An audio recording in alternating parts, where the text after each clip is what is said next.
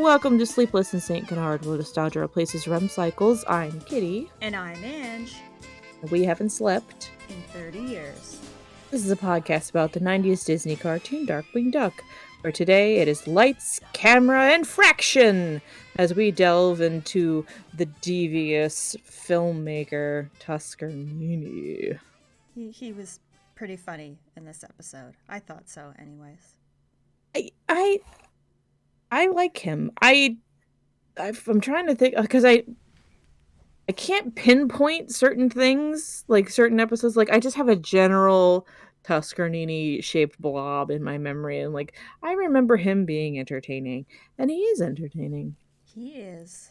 He's an entertainer, so it would be a crime if he wasn't. Yeah. So, do you have any updates before we start talking Walrus? Yeah, we got a letter from one of our regular listeners, our pal Rainey. Right as Hello. Rainey? Yo. Rainey sent us some categories for the next wheel of episodes that we are going to put in. I won't name out the categories just yet because I think it would be more of a fun surprise when we actually get around to populating the wheel and, stuff like that. So stay tuned for the future. But I'll read out the second part of their letter. Hello again. I'm back and I'm sorry. Guess who's back? Back again. I feel never apologize. I'm the same though. I'm always like sorry for continuing to be enthusiastic. Sorry for my continued existence in this plane. But we appreciate it. Never apologize. We appreciate it more than you'll know. Yes. Continuing the letter. Thank you again for putting up with all of this. Recent episodes of the podcast had gotten me thinking. And if you wanted to try some new category ideas where you pick an episode, here's a few, and then... Redacted, because it will be a surprise for the future. And then the second part of the letter says, and then this point you all brought on yourselves. You were talking at the end of your watch of Bearskin Thug about twin beaks, and Trudy got brought up and Darkwing's apparent interest, and how this probably should have gone against all of his baser instincts, as she looks almost exactly like Mrs. Muddlefoot. Please refer to Battle of the Brain Teasers 2 to see what I mean, but that episode has some pretty shameless flirting between him and his neighbor. Yes, I know it's the parasites, but we're given the image of Darkwing and Binky, and that activates my gag reflex on so many levels. And even though there were parasites and weird alien BS involved in both episodes, does Darkwing remember this? Was he okay with it? Are Trudy and Mrs. Muddlefoot secretly his type? Is his type just women that are significantly taller than him and can rock it? Personally, I think he does fantastic with a tall goth woman, but I digress, and I agree with that. Same. I am deeply disturbed and have to share that discomfort with you because I hadn't thought about it until you brought it up, so thank you. You're welcome. We're here to remind everyone about painful things. Yes. It should be noted that this letter was sent before the Twin Beaks episode dropped, because we record sometimes a few weeks ahead before they actually end up being posted. So this letter is technically from before. So I feel like we talked a little bit about it in last week's episode.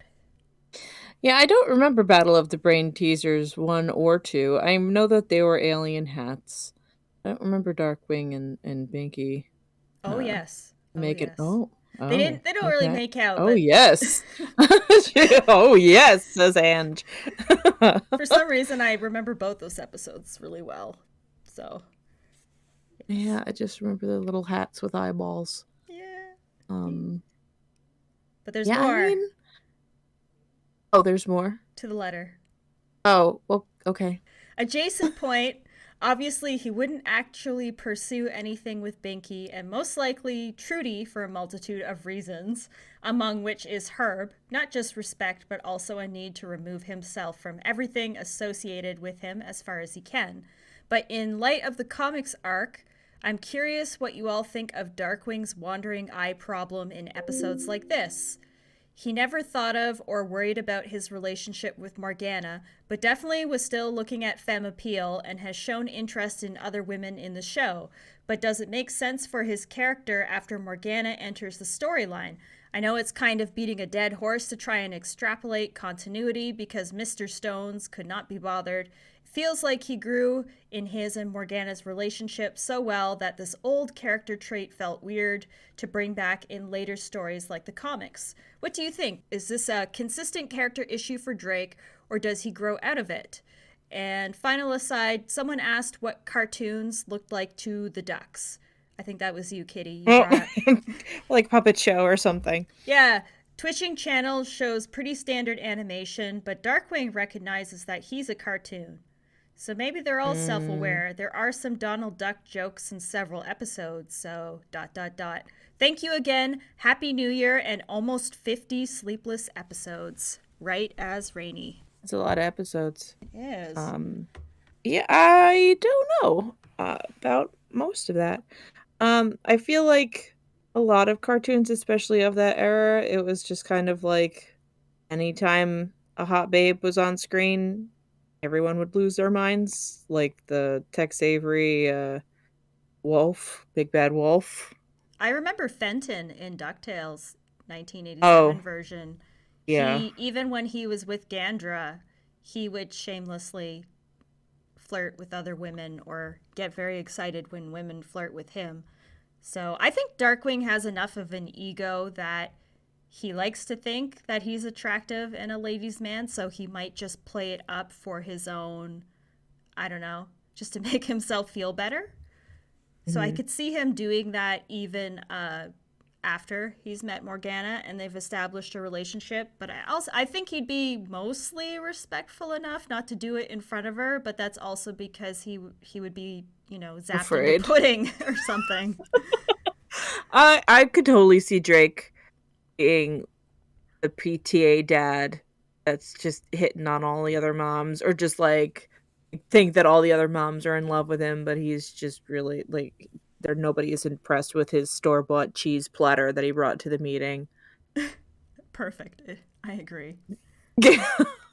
Because again, I feel like I say this every episode, and it just remains true. The best thing about Darkwing is that he always thinks that he's better than he is. Like he always thinks that he's more popular, and just people don't like him, and that's the comedy. That's the funny part. So I don't know, but he is kind of shameless as far as most things, honestly.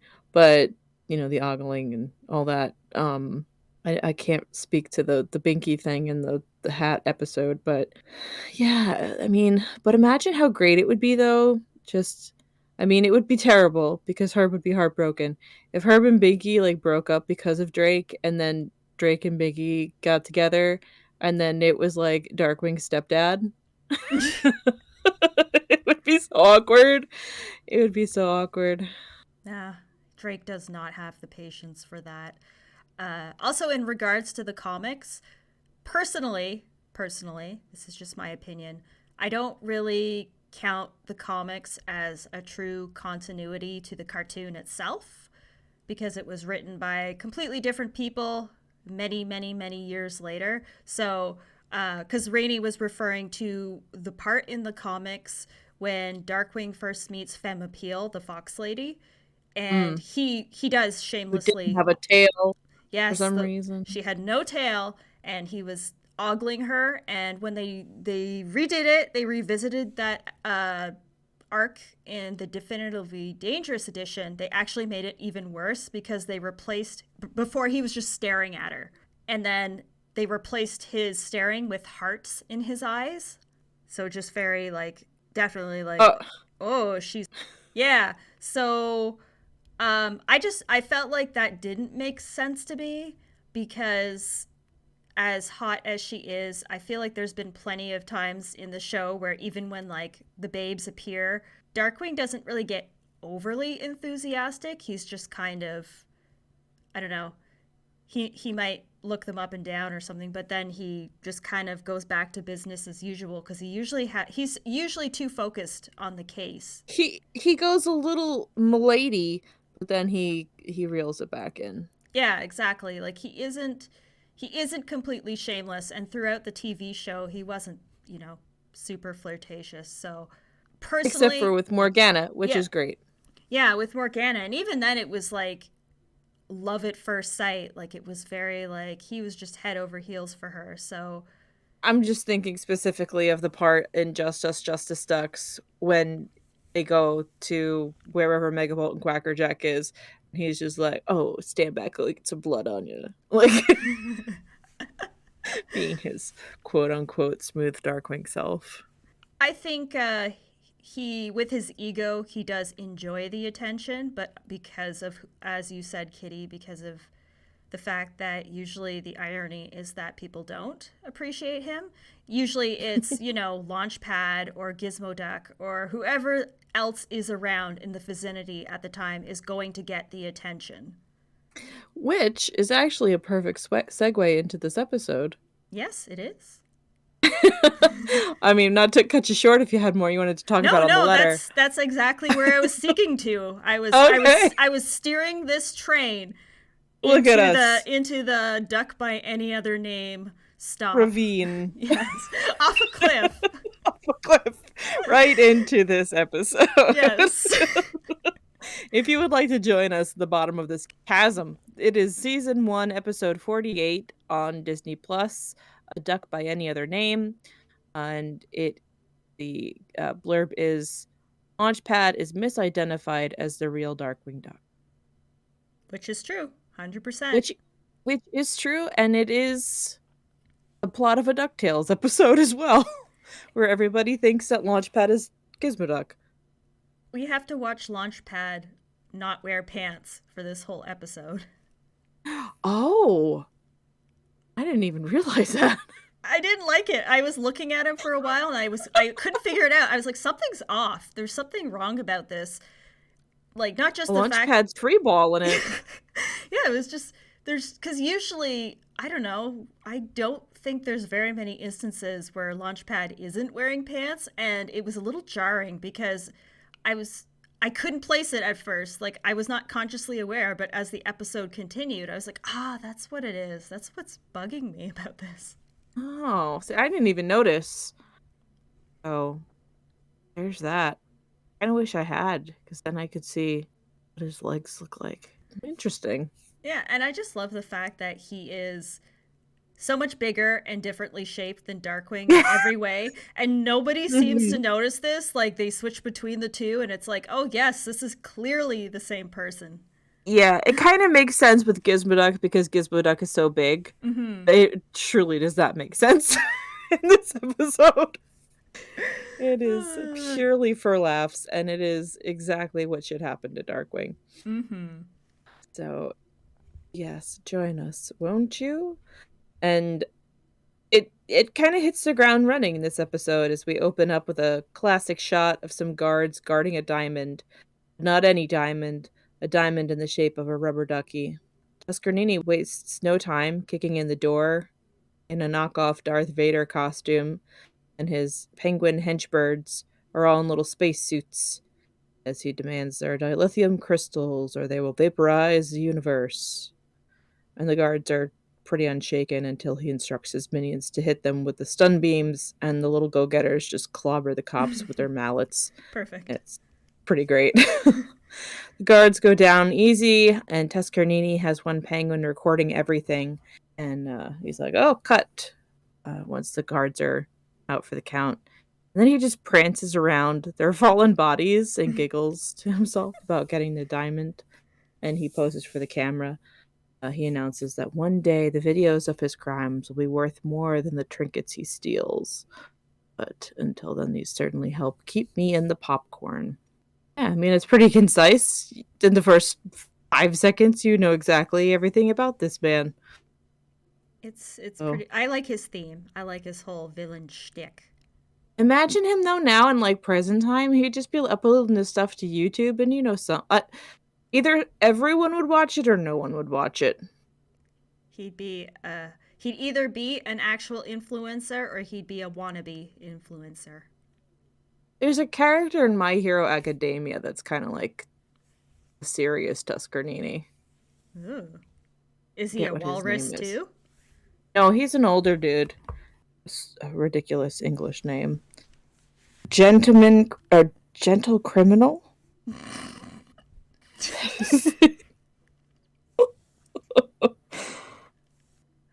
I only watched up to season 3 of My Hero Academia, and there wasn't enough of that blonde chick with the horns. That's what I was there for. Oh, yeah, the big girl. Yeah, his name is Gentle Criminal, or known simply as Gentle. So anyway, that's Japan's answer to Tuskerninni. Um, but yeah, he's just having the best time, and I feel like his penguins also have cutouts in their helmets for their beaks to go through. But unlike the cow in Twin Peaks, they're not actually in space, so they get a pass. They're little saucer flies for no particular reason, though, which is pretty And it's impressive. very impressive. And I have to imagine that the penguins are the real, like, handy part of this whole operation. They are. Like maybe they're the geniuses and he's just the front man.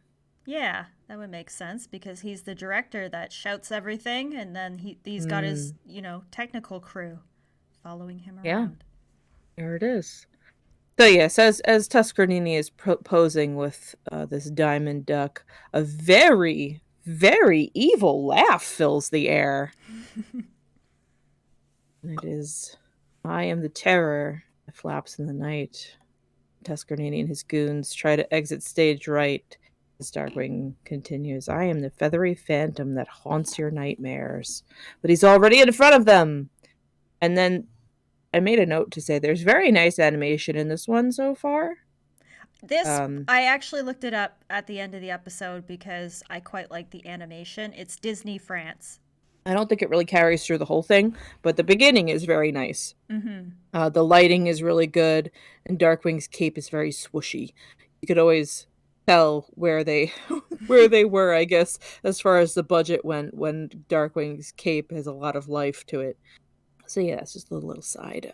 The bad guys try to then exit stage left, but of course there's a Darkwing there too, and he's always everywhere and run. And they'll scatter in all directions. And Darkwing reveals to us how he's able to be everywhere at once when he pulls out a pencil that's actually a microphone and tells Launchpad to go after the penguins. Because we see that Launchpad is also dressed like Darkwing and apparently is not wearing pants. I was more focused on the fact that he has his aviator cap on underneath, like the mask and the hat and everything, because the little tails of it are flopping around. So I guess Tuskerninni and the penguins, and I guess everybody in St. Canard suffer from face blindness and physique blindness because, as we stated earlier, uh, they're not exactly twins. Oh, but it is twins. It's the Arnold Schwarzenegger Danny DeVito twins, but in Darkwing form. And then this next thing that happens, I totally did not remember because we get a lot of Tom Lockjaw in this episode. I knew he was in a Tuskerninni episode. I couldn't remember which one. Like, I don't think I've ever seen him say more than a sentence, but he's all over this one. He is. He's outside driving his news truck around and screeches to a halt in front of the museum just as Tuskerninni gets out onto the roof, and his little cameraman extends up to the roof on like a crane thing, like like the guys who repair the phone lines, to get a better shot. And for one scene, Tuskerninni is in his normal colors, in his Darth Vader duds, but Darkwing shoots him with itching powder, and this makes him very itchy, but also writes his coloration, I suppose. Tuskerninni is scratching, which I guess this itching powder is very good against cybernetic bulls and walruses, Mm-hmm. because he also did the same thing to Taurus Bulba. And he drops the diamond duck, which Darkwing suctions back into his hands. And Tom Lockjaw is watching it all happen in real time in the van and is super impressed. And it really has been an incredible run for Darkwing so far. He's killing it. He's doing a good job. Actually, it really is. Inside, Launchpad Darkwing is chasing the penguins who close themselves in a closet. This prompts Launchpad to wonder the age-old question, what would Darkwing Duck do? AKA WWDWDD. Blows off the tongue. And he does his best Darkwing impression, telling them to come out or face the doom of Darkwing Duck. But the penguins apparently had stashed their functioning flying saucer in the broom closet and just rammed through the door and Launchpad, zipping down the hall and out of sight. Back on the roof, Darkwing is shoving his gas gun in Tuskerninni's face, telling him his career is over. Just when he gets bowled over by the penguins and nearly dumped off the roof, Tom Lockjaw is so excited by the prospect of watching Darkwing fall to his death for, all the ratings. And Darkwing tries to pull himself up as Tuskerninni gloats, asking him if he wanted to be a part in his science fiction epic. He has just the part for him. A falling star. Oh, ho, ho, ho. No. And he stomps on Darkwing's hand. Darkwing plummets, but hits a convenient flag post and gets launched back up toward Tuskerninni. And then Tuskerninni's dusting off his Shakespeare and doing a little bit of a soliloquy. And then we get the scene that's in the theme song, where Darkwing defies gravity long enough to kick the saucer into a whirl and snatches the diamond back. Tuskerninni starts to go after him, but a bunch of cops have shown up and they fly off instead. So, in case anyone has missed this, the penguins have built an actual functioning flying saucer. Good for them. Good for them. Good for them. I love this for them. Tom Lockjaw manhandles his cameraman until the dude tells him that, yeah, he got all the footage. Or more accurate, he says, relax, Glamour Puss, you're talking to a professional. Tom is thrilled, but notices a familiar silhouette on the rooftop. Launchpad is still in his disguise and is listening to Darkwing complain about how they blew it. Darkwing relates the headlines that may have been, but not that fame matters to him. He's like, sure, let's see how this goes. And Launchpad is very sorry for screwing everything up. Starts taking his mask and hat off. And Darkwing, he's kindly says it, it's okay. No one expected him to actually be Darkwing. And at least they stopped Tuskerninni. And he starts monologuing to make himself feel better, which I guess is Darkwing's self-soothing method of choice. Just nothing gets him back up by talking about himself. He's saying something about St. Canard's citizens being able to go to bed in peace when we get a split screen of Goslin in a helmet who declares, no way, I'm not even tired. And then as we go back, it's like a cute little segue. And she's telling Drake that if he wants to go to bed, he'd have to tackle her.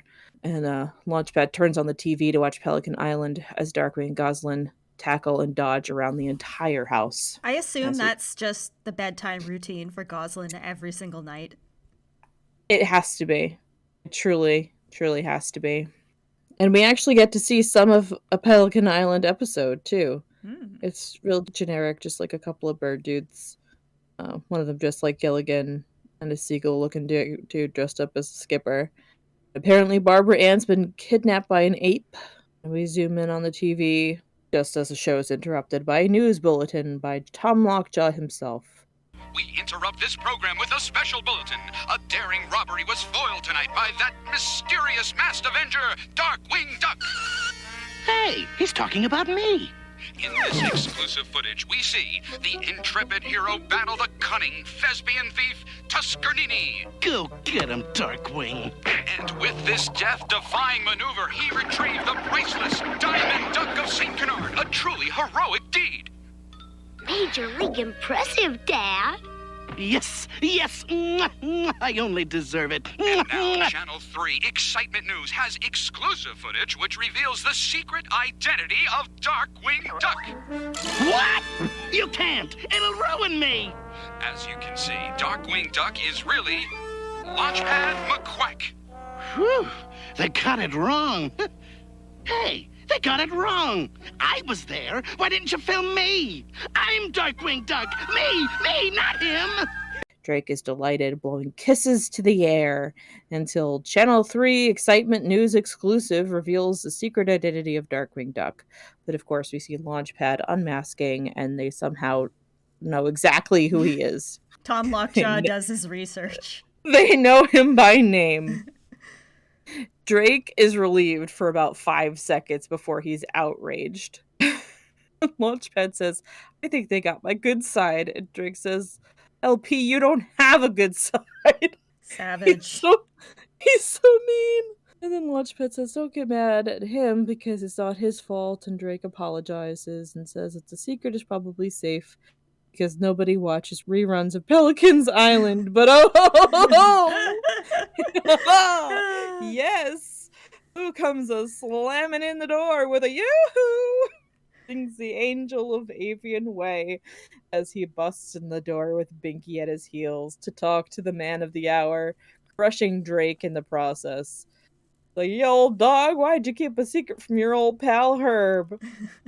And then Drake finishes his sentence with, except, of course, our dear neighbors, the Muddlefoots. Of course. Yes, of course they watch Pelican. That was their son's birthday party theme. Mm-hmm. Of course they know. Kiki proclaims that she loves Darkwing's costume, but doesn't he think peach is more his color? Oh, Binky. Drake can't handle the injustice of it all. Goslin reminds him that the secret identity should be secret, and he's like, oh, right. And this is where I kind of redact my earlier thought about the animation looking nice, because there's some weirdness going on. Not bad, but just kind of janky, weird animation. Drake is willing to let it go and let Launchpad be the neighborhood hero when a mob rushes through the door trying to pitch him movie deals. And then Drake proclaims that secret identities stink. Next morning, we get the iconic scene of Drake slugging his way across the kitchen floor, get his coffee. He looks pretty rough, and I feel it on a spiritual level. And it seems like he drinks the entire pot of coffee while laying on the floor. I'd believe it. Off screen. While imbibing in his typical way, he hears a tour group go by his house, saying it's the house of Darkwing Duck, better known to his neighbors as Launchpad McQuack. And Darkwing bursts out of the house in an outrage, and there's an entire Darkwing Duck fair going on his front yard.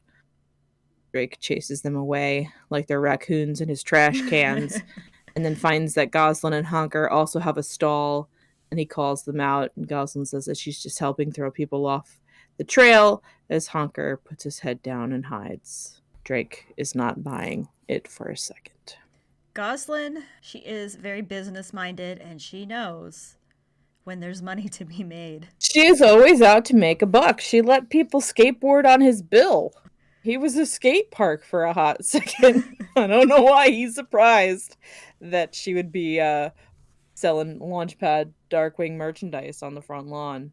Meanwhile, with the man himself, Launchpad is doing his Jim Starling best and cutting the ribbon on a new mall.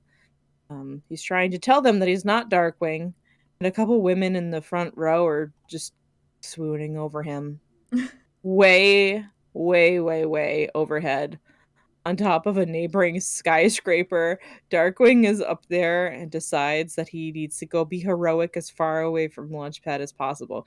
It's just funny to me, too, that it's like a mall. You know, malls aren't terribly tall. They're maybe like 2 stories at best. And Darkwing is at the top of this giant skyscraper, just like, I can't believe that they're still pissed off and super hot. Like, you could have gone on the roof of the mall, maybe, but no, he needed the high ground and then chooses the low ground. So he decides that he needs to go around and fight crime as far away from Launchpad as possible so that people see they're not the same person. They're different places. And of course it goes as badly as it should. See some punks sneaking into an apartment from a fire escape, and then he ties them up. And they're like, hey, bro, it's our house. We didn't want to wake up our mother. And then a woman's hand comes out the window and clobbers him with a rolling pin, screaming about, "Oh, my boys!" Which I'm pretty sure is in the theme song It too, is. isn't it? Yes, the being clobbered by the rolling pin is in the intro. Yeah. And he topples off the fire escape into a dumpster after being beaten with a rolling pin. Next on the hit parade, he poofs into groups of obviously uniformed moving men and calls them dirt bags and starts beating them up, thinking that they're robbing this place. One guy is holding a rope, and Darkwing tells him to let it go, as if he's forgotten he lives in a cartoon. And of course, a fridge falls on him. Moving men, to their credit, are horrified and open the fridge to see if he's okay. And he waddles out, and he realizes that he done fucked up. He did. He did. Back on the rooftops and heavily bandaged, he complains about how there's no crime when he needs it. But lo and behold, finally a job for Darkwing as he leaps into action. He jumps out of his casts and all of his, bandages as well. He's very excited because it's time to now hassle an old woman who litters. And he just starts screaming at her. I was getting Dark Warrior vibes from that. He is so desperate at this point that he is proto Dark Warrior, screaming at a little old lady who is not at all remorseful and hits him with her purse. No mistake this time. This is a job for Darkwing Duck. So, thought no one would notice your crime, eh, scum? Well, this is my city, and no crime goes unpunished. Litter bug.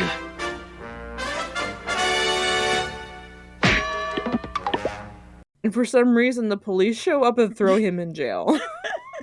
I guess he was technically, screaming at a little old lady. He was harassing her, but she assaulted him, so I don't know. That does check out, though. Darkwing should always get arrested. He tells the officers that he's the real Darkwing, and they're like, oh yeah, sure. And there's at least 10 other guys in the prison cell with him in vague approximations of a Darkwing Duck costume, and they're like, oh yeah, we believe you. It's the most popular Darkwing has ever been. Meanwhile, at a closed-off theater, Tuskerninni is reading the newspaper and sees that Launchpad has been exposed as Darkwing and hashes up plans with the Penguins, having them bring him a phone book he calls the house. Classic 90s. The 90s. Oh, phone books. They're around, I think, until about 15 years ago. I was going to say, are they still a thing? Do phone books exist? I don't think so. R.I.P. to some real ones. They were good for propping up broken tables, and there were a lot of uses for phone books when I was a kid. None of them for what their purpose were. No, back then you just memorized all the phone numbers in your head. You knew your best friend's phone number and your parents' and your own home phone number. I don't even know my mom's cell phone number. Now. Why would you? Why would I? It's in your little phone. Yeah, it's in my contacts now. So, if technology ever fizzles out for some reason or I'm without my phone, I guess I'm just screwed. I guess I need a phone book. I guess you do. Phone book or a Rolodex. Either way. So, yes, he calls the house and Goslin answers the phone. McQuack Productions, talk to me, babe. Yes. Is this the home of Launchpad McQuack, also known as Darkwing Duck? Yes, it is. Who wants to know? Make it snappy. We're booked solid for the next 2 weeks. Well, let's just say it's an old friend who's planning a surprise visit. No need to bother him. Ta-ta! Time for a new script, boys. This one's a comedy. I call it The Destruction of Darkwing Duck. He tells the Penguins that it's time for a comedy called The Destruction of Darkwing Duck, as they all wring their hands evilly and cackle. He changes into a bomber jacket and aviator cap, saying that it's a perfect outfit, an air ace to beat an airhead. And they already have a ticking time bomb ready to go. Yes, they do. He demands a jelly donut and is eating it while he reads the house's address. and the jelly globs on the numbers, and then he thinks that they live at the house next door. No, the Muddlefoot's house. Herb, get out of there. Herb, get to safety. I guess this is proof, though, that Darkwing really can't reveal his secret identity, because apparently first thing the villains are going to do is bomb his house. Yeah, right? They'll bomb his house, but in the classic way, it's always Herb who has to pay the bill for Drake's existence, getting dragged away by the Grim Reaper, and now his house gets bombed. Spoilers. His house explodes. Yeah, the penguins see Tuskerninni out with airplane noises, and Launchpad and Goslin are bailing Drake out of jail. Or rather, Launchpad is doing photo ops with the cops, and Goslin is raking in the cash. Tuskerninni and the penguins are flying a biplane, which I suppose the penguins also built. I would assume so. What can't they do? What can't they do? They're flying over the neighborhood, setting up the plot of his next movie, and he points out Herb's house. And Herb is outside grilling, and fire is erupting out of the grill. It's just it's very unsafe. Vicky tells him that the charcoal is too hot as the penguins throw the bomb in their house, and the house explodes completely. It's gone. Literally just a pile of boards. I guess Tank is dead now, and that's why we never see him in any other episode. Is this... Was he killed in the Christmas episode? Was this the next episode after that? Tank just ceases to exist. He dies in an explosion and his parents don't even realize. Oh, man. And Herb just turns to Binky and says, "Did you put tinfoil in the microwave again?"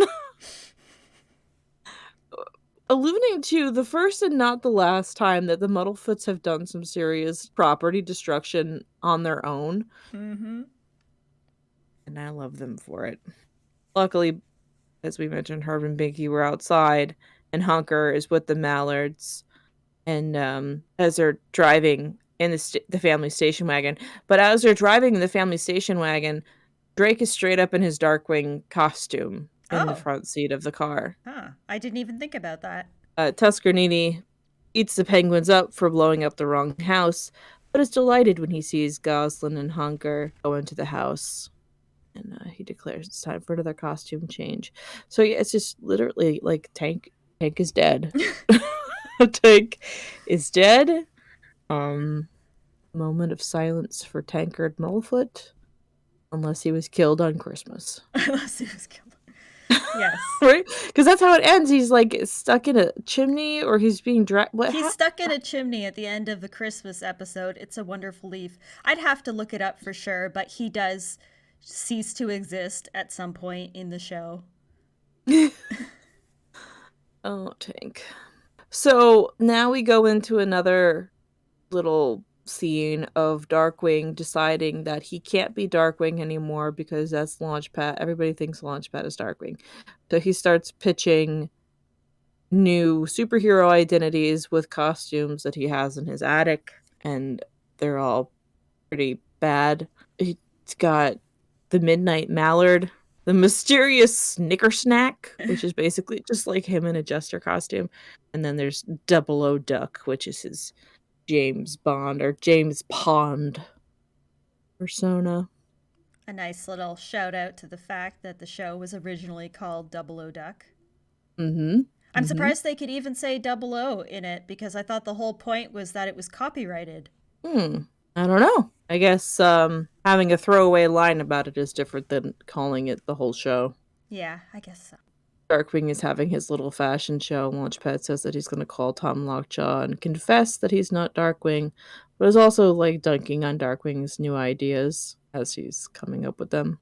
Tuskerninni and his Spielberg best busts through the door, and Goslin's not impressed, but he says that he wants to make a movie starring the people around Darkwing. And now she's suddenly on board. But, of course, this was all just a trap, and the kids get kidnapped.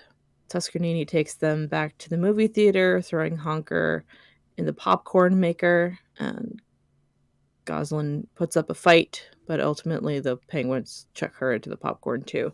And we learn that one of his penguins' names is named Cecil, like Cecil DeMille, the director. Ah. Yes, and also I guess we should mention that Tuskerninni's name is Arturo Tuskerninni, which is a reference to Arturo Toscanini, I think is how you say it. He was an Italian composer. So there we go. We don't know the names of the other two penguins, at least not in this episode. I was kind of hoping that they would be Groucho, Marco, and Harpo. But here we are. Oh, and the Tuskerninni just lets them know that they're bait, because of course they are. Darkwing's hopefully last new idea is the Scarlet Bafflequack, which is all red and kind of ruffly, and he kind of looks like a reject from Robin Hood, and his cape is too long and he falls down the stairs. Launchpad tells him that Herb and Bicky called. Number one, how? Unless they just kind of hollered through the window. Say that they want Hawker home. Also, how? What home? There's no home. I guess they just carry on as to usual. the yard. We want them back in the yard for dinner. But Darkwing's found the kidnapping note and sees that they demand the Diamond Duck. He tells Launchpad that Tuskerninni is using the kids to lure Launchpad into a death trap. And Launchpad says, but I don't need a death trap. And Darkwing just says that that's the way it is when you're a superhero, and decides that they should tag team the demented director. Launchpad Darkwing sneaks in the front door of the theater, doing a kind of I am the terror, but he says, I am the tenor that sings in the night. I am the rolled salt that rots the underside of your car. Oh, I hate that. Which, I mean, it's pretty good. No, I mean, I hate road salt and how it rots the underside, because that happened to my mom's car. The salt that our city uses in particular, it's a certain kind of salt that is very painful for dogs to step on. So all the dogs in the city need little booties. You see them walking around in their dog booties. And if you get a brand new car and you drive around the city in the winter, within a few years, you get rust and rot all underneath your car. Oh boy. So that's Launchpad right there. Launchpad. That's Launchpad all over. He hit me hard with that one. I was just I felt it. Destroyer of cars, accurate, but also herder of dog paws, less accurate. Unless he runs them over. Oh, poor puppies. The penguins are now in bellhop uniforms, and Tuskerninni clobbers Launchpad, throwing him also into the popcorn maker. There's lots of room in there. It's a very big popcorn machine. And he finds out that the Diamond Duck that Launchpad brought is fake. And he turns on the popcorn maker, saying that the butter is going to get hot enough to fry them. I'm sure. But Darkwing's real voice, and also, once again, super evil laugh, comes from the theater. He really is very leaning into, like, the in this episode. We get another I am the terror that flaps in the night as a giant Darkwing is on the movie screen, and Tuskerninni thinks that he's in the projection booth, but somehow Darkwing is just behind the screen and kicks him through it. Kicks him in the crotch, basically. Just full on. Just a goodbye, Tuskerninni. Launchpad tells the kids that everything is going to plan as butter starts sloshing down all around them. He says that he's supposed to set them free, but he has no idea how he's going to do it. Darkwing is scoffing at the penguins and their flashlights, but then they turn their flashlights into nunchucks, and he is less chuckly. Launchpad's brilliant plan is to eat their way out of the popcorn machine, and Goslin tosses the plan, making to Honker, who says that they need more popcorn to soak up the butter. And she's just kind of like, okay. Darkwing evades the penguins and sends a vibration through the movie house, triggering the popcorn to fall into the butter. And then it just kind of floods popcorn everywhere. Everybody is saved, I suppose. They're all kind of swimming through the popcorn, and the penguins are using Tuskerninni as a boat, paddling him away. And they'll burst out the front door on the popcorn tsunami, into the waiting arms of the police and Tom Lockjaw. Darkwing appears on the marquee of the theater, making a very heroic speech in which he thanks the Launchpad for his help deceiving Tuskerninni. Launchpad marches out of the popcorn with the kids and tells the camera that he is not Darkwing. Tom has a bit of a meltdown, but we see the confession has made it to the news, and Drake is pleased. But in perfect Darkwing Duck fashion, Tom is like, we're left with the mystery of who Darkwing Duck really is, but who cares? Here's some pandas. So we get to see some baby pandas, and Drake is furious. Goslin is also annoyed that she has so much leftover merchandise with Launchpad as Darkwing that she can't sell now, and Launchpad offers to dress up like a panda. And the world is back to normal. Except for the Muddlefoots and their blown up house and missing son. Balance is restored. It's true. It is. Nature is healing. The only way that anyone is ever interested in Darkwing is when it's not actually really Darkwing. That's just the laws of the universe. That is the way the panda cub crumbles. So that's it. A duck by any other name. It was a fun one. Yeah. Drake was very salty through so much of this episode, which is understandable considering the content of this episode. I like Tuskerninni the way he talks, because he'll say things like, "Oh, we're out of here. We'll be back for the second act," and I don't know. He makes a lot of. He'll say stuff about, exiting stage left. Like he isn't just dressed up like a director. He totally does a whole bunch of like wordplay and speech and stuff, and I like that. He's very thematic. Yes. He sticks to the theme. He truly does. He is a man obsessed with his art.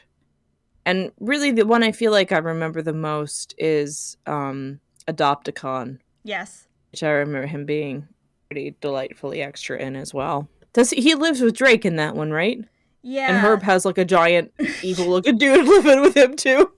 I think Herb actually signs him up for the program, and then Gotcha. Drake didn't really choose this, and then Tuskerninni lives under their house.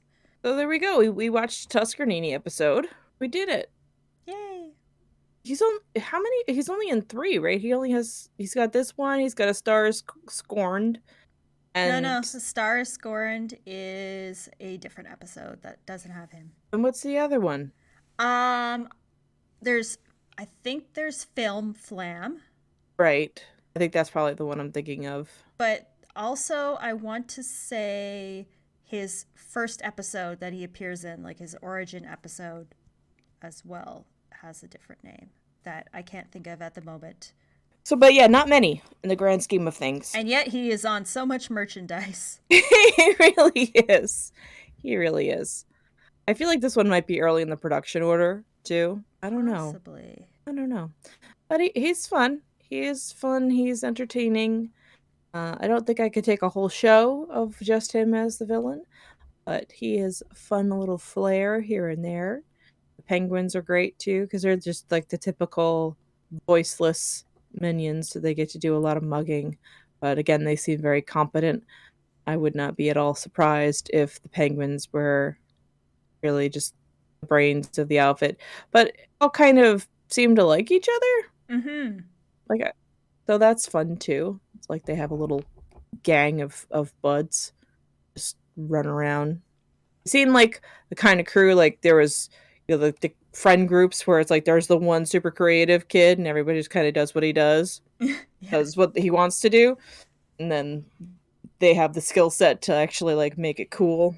Yeah, it was fun. Goslin got to be her wheeling and dealing Goslin in this episode. And Hunker was there to be kidnapped. Poor Hunker. And ultimately save the day, because Hunker Muddlefoot is the true hero of the show sometimes. And Herb and Binky rebuild their house very fast. I would assume so. They know they have to have so much like home insurance. Special Muddlefoot insurance just for them. Yeah. Mm-hmm. Because it was the one with, I don't remember what the episode was, but he was like he had all the electric cords by the hose. Oh, was that Safety First? Oh, yeah, inside Binky's brain. Yes. Yes. Guardian. So, we've done it. We have watched a Tuskerninni. How would you rate this episode? I'd give it a 3.75 out of 5, and my reasoning is the animation is pretty decent for the most part. I feel like they're mostly on model, so all that stuff is great. There's nothing in the episode that's particularly bad. The dialogue's good. I mean, I'm forced to look at Launchpad without pants, so it loses some points there because I don't care to see it. But I just imagine you like holding your hand up to like the screen so that you're just constantly moving. I honestly did not even realize that he wasn't wearing pants. See, I'm no better than the citizens of St. Canard. Gasp. That's it. All he has to do is take off his pants, and everyone's like, "Ah, it's Darkwing. Darkwing doesn't wear pants." That's it. That's the true secret right there. Just take your pants off, and everybody thinks you're Darkwing. Please don't do this. We do not endorse this idea. Well, I would rate it 40 million out of 5 because my serotonin levels shot through the roof when Herb Muddlefoot walked through the door. In the absence of wonderful. Herb, what would you rate it? In the absence of Herb, that's probably like a solid 3 out of 5. Okay. Yeah, maybe a little more. A few fractions of a point. It's fun. It's not painful. It did not fill me with a sense of rage like getting antsy did. But it's not top tier. I feel like the writing is good. It's not as polished as some of the other episodes. And it really jumped all over the place. Like there was a lot of characters to keep track of, and it just seemed like we're here, we're there, we're here, we're there, we're here, we're there, we're here. Just it didn't. I felt it hopped around a lot. Overall, thumbs up. 2 thumbs way up. Classic. For a duck by any other name. And we have not yet repopulated the Wheel of Names. But we did get another suggestion from Eaker, who suggested that we do some origin episodes because we haven't done any, right? I want to say we've maybe done, I don't know, it feels like we've done at least one, but I could Oh, I be guess wrong. we did Morgana's. Yes. But like we haven't done any of the 5's first appearance. Yeah, so that's what we're gonna do. We're gonna pick right now. I'll pick one. You pick one. I will let you go first. You already know what I'm going to pick, but I when I pitched this to you before we started recording, I was like, I'm gonna say, do you know which one you want to do? Full well knowing exactly which one you're going to pick. So why don't you tell everyone? I'm sure they're going to be shocked. Hold on to your hats, everybody. it's the Jambalaya Jake episode where he first No, it's Negaduck. We're definitely Negaduck is going to be my origin episode to watch. The origin episode, quote unquote origin episode, because it's like the origin of that version of Negaduck. It's just General Tadstone shrugs and smiles and vanishes into the hedges. And I think I'm gonna do the Liquidator one. Is it Dry Hard? Yes. No, I say that one. I know that I like that one, and I think I've mentioned it like 5 times. The Lobster Women and everything. So that's my pick. I want to watch the Liquidator one, and then we can dive into the freshly repopulated wheel. So we do Negaduck, Liquidator, comic.